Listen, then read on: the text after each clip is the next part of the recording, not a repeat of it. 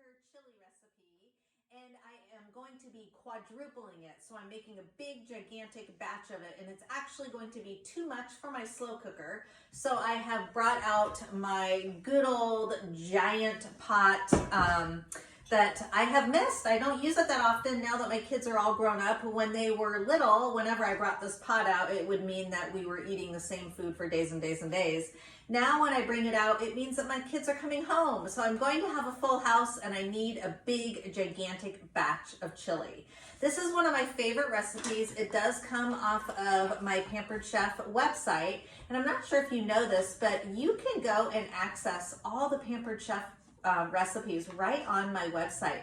Just type in what you are looking for into the search bar. Oftentimes I like to use even a product that I'm using. So say I'm using a pizza stone, I'll type in pizza stone and it will pull up all of the recipes that I can make on that stone, or you can search for the recipe by name. So this is in there. It's called Slow Cooker Easy Chili, and it is really easy. I love this because it has a secret ingredient in it of unsweetened cocoa, and I use the dark chocolate. I also like to sprinkle in some cayenne too.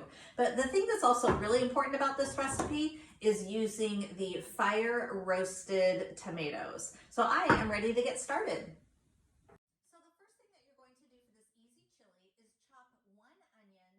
Mince 3 cloves of garlic.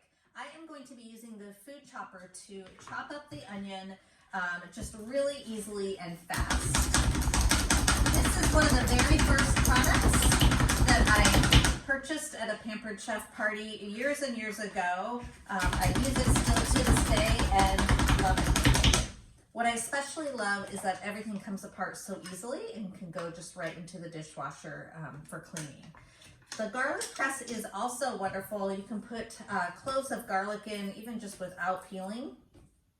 Put it right in and give the handle a good squish, and out comes the garlic. Love that.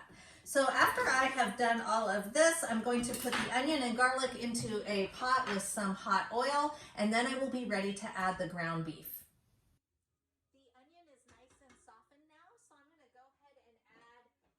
Ground beef.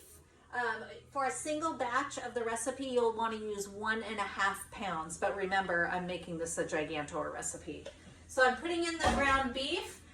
Bison is also really good with this recipe, and if you have never used the mix and chop, can you see this? This is the world's best tool for getting in there and just really chopping up the ground beef. It breaks it up and just helps it to crumble really nicely.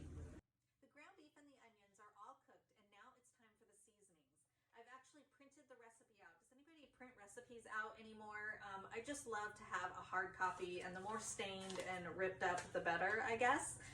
But anyway, so you're going to want to add 3 tablespoons chili powder, 1.5 tablespoon unsweetened cocoa powder, 2.5 teaspoons cumin, 3/4 teaspoons salt. So do remember, you know, I'm making a massive batch. So the seasonings are in there, but I do just want to show you that this is really the secret ingredient, making sure that you get that cocoa in there.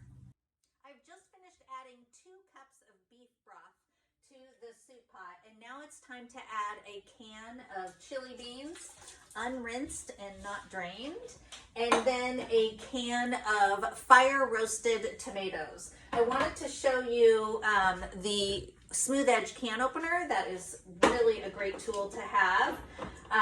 When you are using this can opener, can you see it there? You do use the knob right on top as opposed to the side.